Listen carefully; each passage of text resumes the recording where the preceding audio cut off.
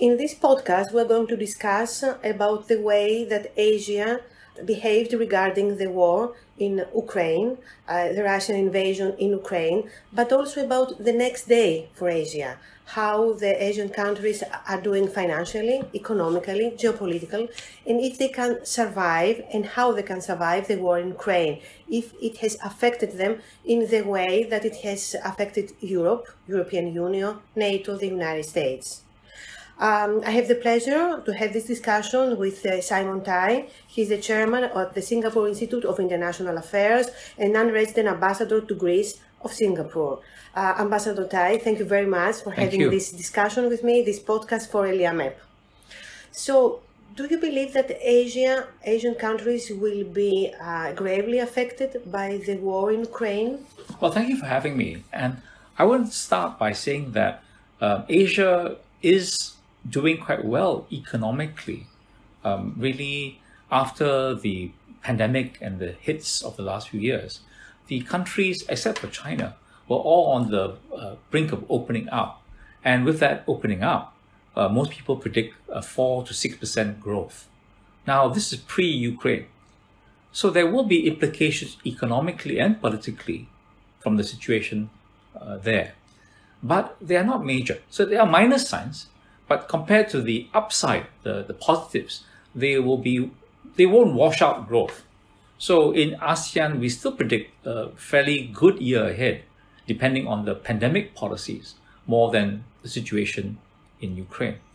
This is partly because Russia, while politically important, is not a major economic player, either in trade, let alone in investment. Now, of course, there are specific products or sectors which will see some impact. The price of energy for countries like China. This is already on the rise, and this further impact, you'll see a spike. So some calculations are that China might shave off 1% of its growth because of energy pricing, not purely because of Ukraine, but overall hike in prices. There are, of course, knock-on effects because of the commodities, and this again exacerbates the feeling of inflation, which was already there before Ukraine. So in terms of the equity issue, whether the lower middle class will have enough food on the table at the right prices, this will be another danger sign. But having said that, I would say that overall, the growth and financial stability of Asia is strong enough to weather this storm in regard of Russia itself. Now, some Asian countries have imposed sanctions. Singapore is one of them. What kind of sanctions? And do you believe that you will keep this sanction up for months, maybe for years, because we don't know how this war will evolve or how much time it will take to have an end in this war? Yes. Singapore, my country, has taken on sanctions, but so has Japan, Korea. So we're not the only ones in Asia. Now, the word sanctions, of course, covers a huge variety of different steps that could be made. And in the West, the sanctions used against Russia are really at the high end, affecting SWIFT, affecting almost everything, including oil, to the state where it's almost the most ratcheted sanctions I've seen, except for Iran. Now, I haven't studied Japanese sanctions or Korean sanctions so much, but I would say Singapore's direct sanctions are quite limited against a number of banks, against specific products which have potential dual use. I think there will be a great caution about any financial listing in Singapore regarding Russian entities. But at the moment, no particular individuals, people alleged to be close to Putin or otherwise, have been named. So they are quite moderately sized sanctions. And I think, therefore, they can continue. The only question is whether people think in a way it's enough. I would say on that part, it is not usual for Singapore, it's a very open economy, to take sanctions. And in fact, there are already some people in Singapore wonder why we should be doing this. But on the plus side, I would say that Singapore must also be very aware of the secondary impact of sanctions. For example, our Singapore Stock Exchange has already asked questions of some Singapore companies which are doing business in Russia. This is not so much directly because of our sanctions, but these are questions that will arise because there may be monetary flows to the banks, which therefore affect our connections to the Western world. So in this sense, these secondary effects really are a ripple because Singapore is really plugged into the global and largely Western economy. In that sense, if the Americans weaponize the US dollar, if the Europeans and America really strategize around SWIFT, Singapore has really no choice but to follow the secondary impacts, no matter how narrow our primary sanctions are.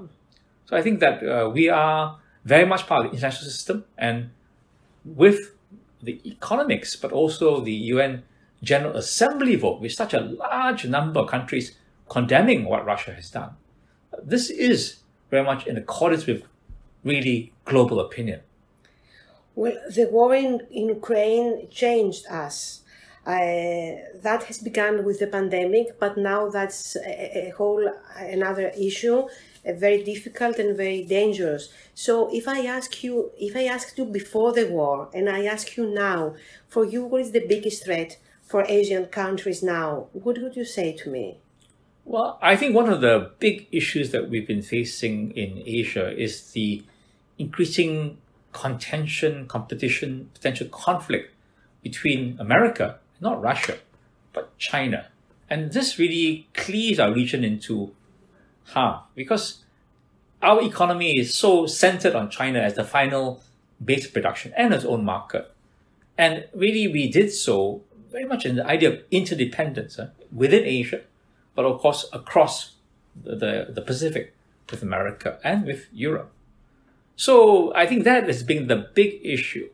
Russia, compared to that, as I said, is really a small player. But this idea that China will support Russia, or this idea that China might be the next invader, this really signals to us that the period where we can face tensions with China but still have it as part of our partnership economically, that could be ending and could be ended like that if China was to take the wrong step. So one of the things that we're really watching in the next weeks, next months, is how much the early February statement of China's friendship with Russia without limits, to what extent is that idea going to be taken to its so-called logical conclusion? As Russia banks face problems, and companies face problems from the West, will it turn to China? Will China welcome them? And then will China get hit by the secondary impact of sanctions? And in this sense, force the issue of separation, not just between Russia and the West, but China and the West. And then the ripple effects on the rest of the Asian production system. Well, that two-polar system between United States, West, if you want, NATO against China, has begun even before the war, even before the Russian invasion to Ukraine. And how do you think that will evolve in the future if we take, for a moment, the war out of the equation? Well, on the Sino-American tensions, China really wanted it kind of both ways. It has a strong sense that the Western or American agenda is against China, and it has very few friends, except maybe Pakistan and Russia, right? The rest, like North Korea, are very small and quite unreliable. But China wanted both ways.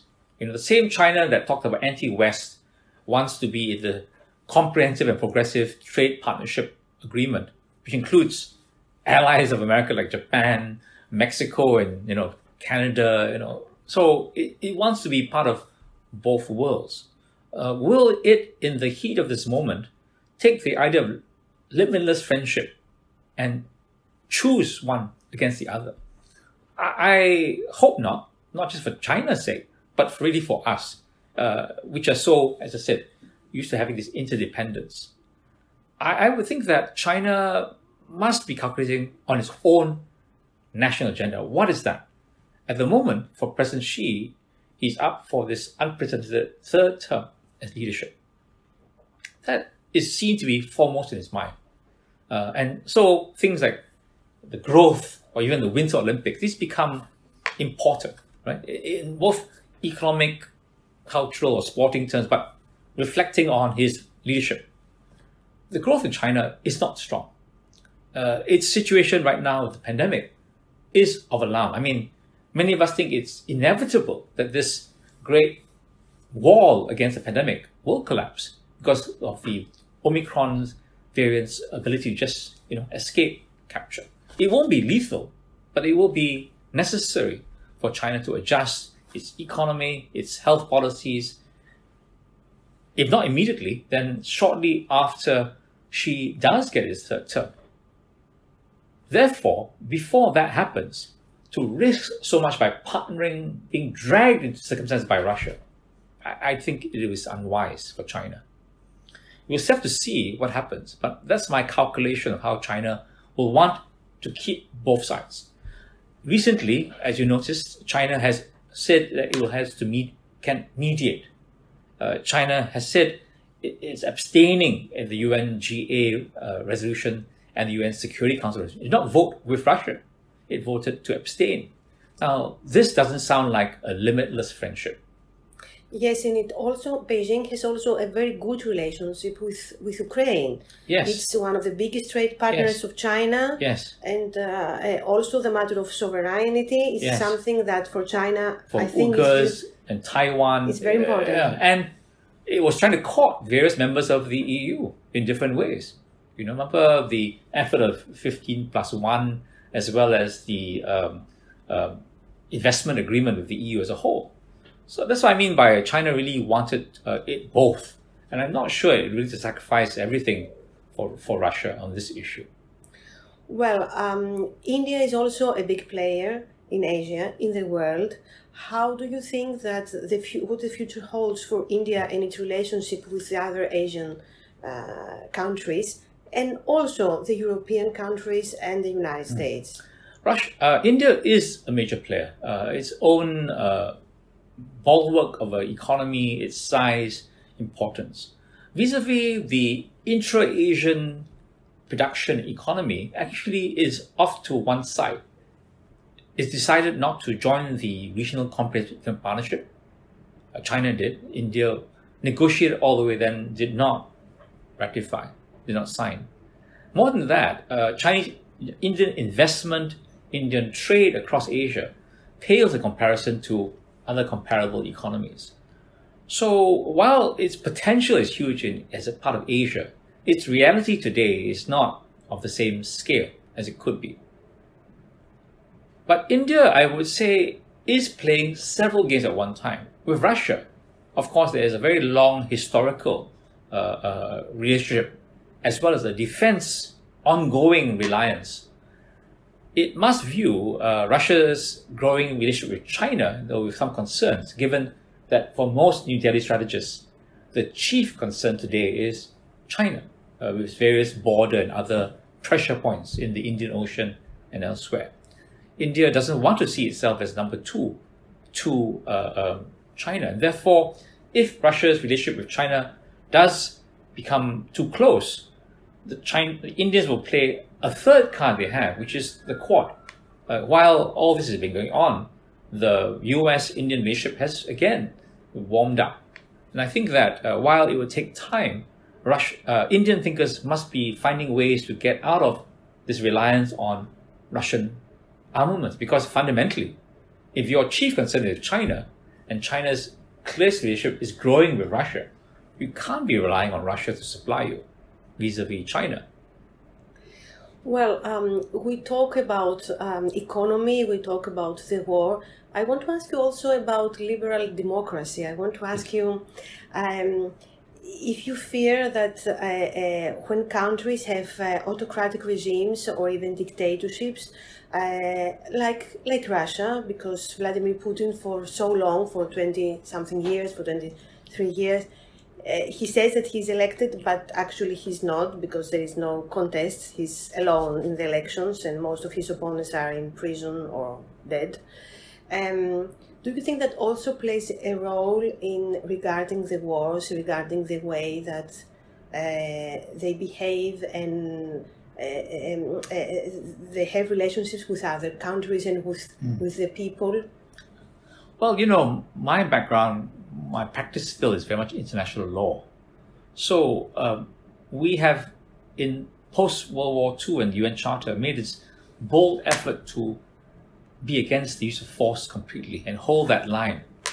Now, therefore, you have to think about the situations where countries nevertheless do cross that line, act illegally. Now, while I think there is a case to be made that here, without domestic opposition that can be voiced and his own closed circle of decision makers, Putin has seen the world in a different way, somehow thought he could win this and win it handily. But let's not forget the Iraq War. I mean, where America, stung by 9/11, though democratic, also saw blood-red anger, and then consequences flow from that. The argument I think of most American Democrats I know would be that the system rectifies itself, but it takes a long time. So I don't think either system has found a way to keep rationality when one feels insecurity and risk. So I'm not here to say that there is any good reason for acting illegally, but I think that part of it is to act preventively, to prevent that sense of threat. In 9/11, of course, if it never had happened, then there would not have been that push to get into Iraq and, frankly, all this false information about weapons of mass destruction and other things that the Bush administration did. And I think this is a regrettable chapter in America. Understandable, but regrettable. Here we have, not only me, but a lot of people saying that Putin was put in a corner and about NATO's expansion, a potential expansion. I wouldn't, again, like to say there's any reason to act illegally. But I think we have to learn lessons from this. When we see that there are undemocratic or otherwise leaders who will take umbrage at certain things, we have to be very cautious about crossing certain red lines. I think that this is an important lesson to have continued dialogue about one's sensitivities. Put those guardrails in. Ambassador Tatai, do you believe that the problem was NATO expansion for Vladimir Putin, or having nearby in people like Ukrainians that they are like brothers with Russians, to have a Western type democracy so near Russia? Well, again, this is what John Mersheimer, a well-known American strategist, has written. And I know John, I respect his views. I do not necessarily want to associate them, because I simply think that whatever the provocation was, one cannot act illegally. There is no good excuse for acting this way. But I was trying to answer your original question, which is, does a non-democratic system, autocratic system, make it more likely or less likely? And my answer is simply, when one feels that threat, the existential threat, whether it's a democracy nearby, or whether it is a terrorist attack, or whether it is a NATO membership, then one puts the tiger in the corner, and then there will be a reaction. And are you prepared to deal with that? Are you able to deal with that? Again, it's not to excuse the tiger, but is trying to get this idea not so much of democracy and truly justice, but simply an older idea, one of order, the how to solve problems while keeping a decent amount of stability in the global order. We really didn't need this. The world was suffering from these years of pandemic. We were all trying to come out, smell free air, get the economy going again. We don't really want to spend more money on armaments. We need to spend money to heal the divides within societies, between societies. We've got climate change to worry about. It is truly sad that these key issues facing us today, I hope they'll still progress, but they are going to take a knock of spending and attention as we deal with this caveman-like ideas, of the old use of force, the idea of illegality being tolerated. And I hope that we will find some way to solve this, or at least put it in a corner. Now, I do not mean that we'll simply whitewash it. I think one of the things that we have to think about is why between 2014 and Crimea and today, how did we just let it come up as if we didn't expect this? There will be a lot of analysis needed, but it's a moving thing. In the next few days, we have to see what China will do if the reports about requests of assistance from Russia are real. Thank you very much, Ambassador Tai, for this discussion. Thank you. Thank you.